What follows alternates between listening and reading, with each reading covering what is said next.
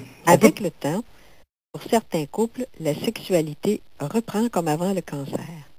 Mais pour beaucoup d'hommes et de femmes, le retour n'est pas facile et il y a beaucoup de défis à relever. Puis, on peut plus vraiment parler d'intimité physique.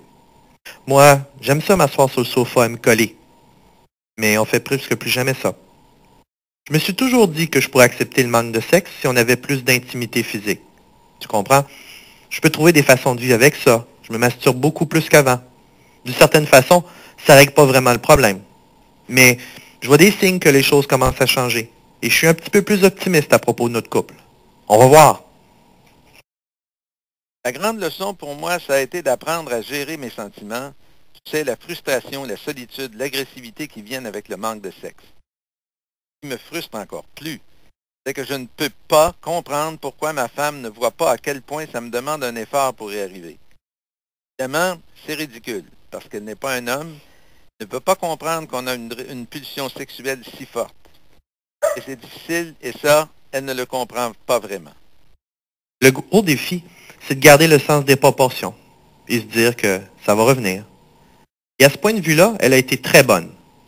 Si on pense qu'elle n'était pas vraiment intéressée à ça pour l'instant, eh bien c'est compréhensible. Elle planifie même une petite escapade en fin de semaine pour essayer de nous rapprocher. Mais je veux que ça soit bien clair. Je veux pas être cité dans votre étude comme le gars qui en veut à sa femme d'avoir le cancer de l'ovaire parce qu'elle le prive de sexe. C'est pas vraiment ça. Et je voudrais surtout pas qu'elle se sente encore plus mal qu'elle l'est déjà.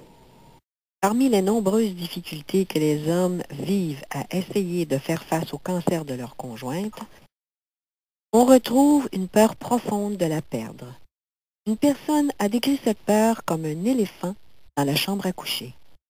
Même si on ne parle pas souvent ouvertement de la possibilité de mourir, les hommes ne peuvent pas s'empêcher d'être affectés par cette idée. J'en ai appris plus sur le cancer, sur comment ça peut se propager à d'autres parties de son corps, et ça m'inquiétait beaucoup. Mais je n'en ai jamais parlé avec elle. On n'a jamais parlé de la possibilité qu'elle devienne très malade, qu'elle meure. J'avais toujours ça derrière la tête. Moi, je m'étais mis dans la tête qu'elle allait mourir. Et je n'étais pas certain de ce que j'allais faire. D'un côté, j'étais inquiet pour moi-même. Et je me disais que c'était pas juste pour elle. C'était pas correct. Tu sais, c'est une femme qui a tellement à offrir. Elle n'est pas prête à partir.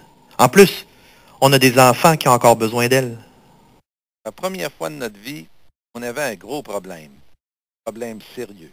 Personne dans notre famille immédiate n'a jamais reçu un diagnostic d'une maladie qui pouvait être mortelle. Alors je m'inquiétais. On s'inquiétait beaucoup, chacun de notre côté, seul.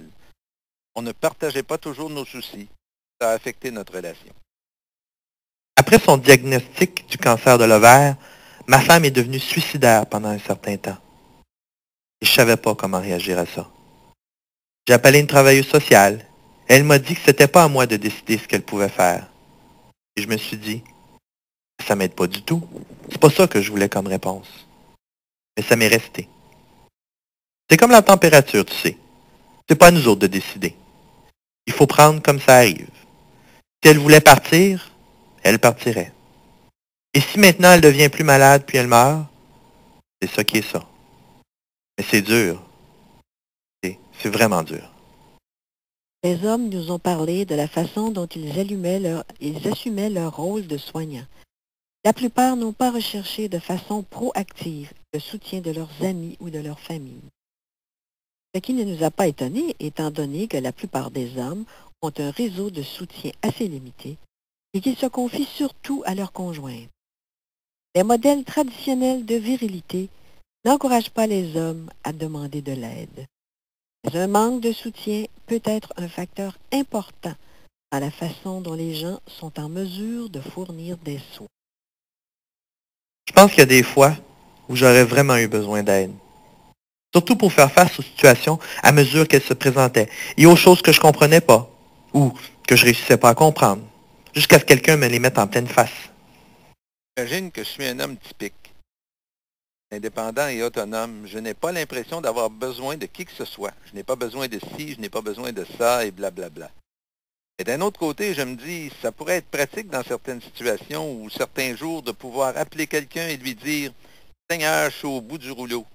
Je ne sais plus quoi faire, je suis en train de devenir fou. J'ai jamais vraiment cherché d'aide.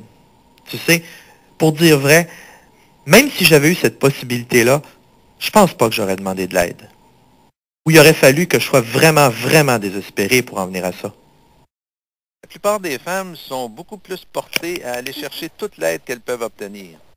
Et moi, c'est comme si j'étais devenu un marin ou quelque chose du genre comme Ernest Hemingway. Je dansais tout seul dans la tempête. Pour aider quelqu'un comme moi, il aurait probablement fallu qu'une couple de gars viennent me chercher, m'amènent et qu'ils me disent « Assieds-toi, tais-toi et écoute ». Le gars répond mieux à une approche comme ça. Un genre de modèle militaire, tu trouves pas? Ouais, je vois un professionnel maintenant. Moi, j'ai capitulé. Je pense que c'est le bon mot. J'ai capitulé il y a quelques mois. J'ai bien essayé de m'en sortir tout seul, mais à un moment donné, je suis arrivé à un point de saturation. J'étais plus capable de continuer. Alors, j'en suis venu à la conclusion que ce serait une bonne idée de consulter une personne indépendante, pouvoir me laisser aller et me décharger de ce fardeau émotif-là. Quels conseils donneriez-vous à d'autres hommes pour les aider à aider leurs femmes? Donnez-lui tout le soutien émotif et moral que vous pouvez. Accompagnez-les à tous ses rendez-vous, à toutes les consultations avec l'équipe médicale, à ses tomodensitogrammes, aux sessions de chimiothérapie, et tenez-lui la main.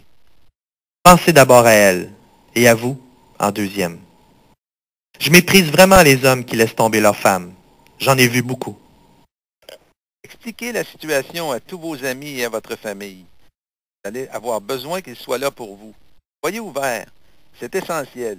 Essayez de communiquer très ouvertement avec votre conjointe.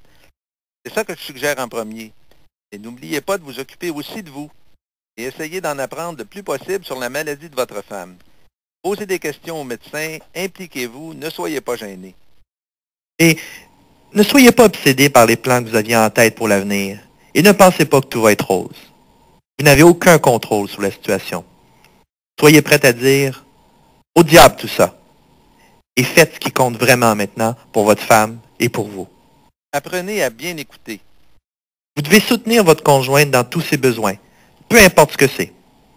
Et vous devez comprendre que ce n'est pas toujours facile pour elle de vous dire ce dont elle a besoin. Vous allez peut-être être obligé d'essayer des choses différentes. Si ça marche pas, ça marche pas. Mais au moins, vous aurez essayé. Parce que je me souviens, quand j'en faisais trop pour ma femme et qu'elle me disait « Tu en fais trop, chérie », je savais quand même que dans le fond, elle était contente que j'essaye de l'aider. Et que je l'aime assez pour faire quelque chose. Tu comprends? Hey! As-tu finalement réussi à comprendre les femmes? Je sais encore.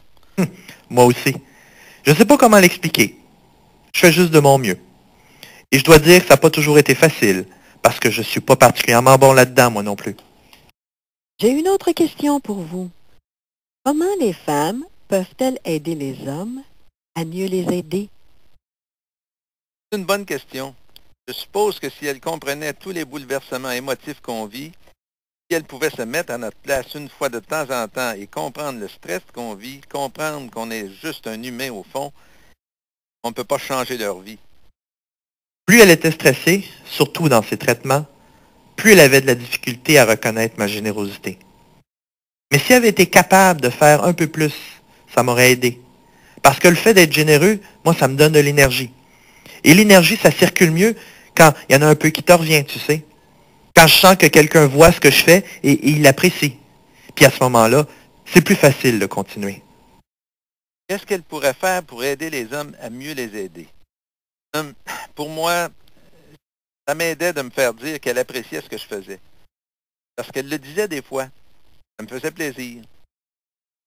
C'était comme si elle confirmait que je n'étais peut-être pas aussi dans le champ que je pensais. Sinon, tu te sens vraiment tout seul, un peu perdu.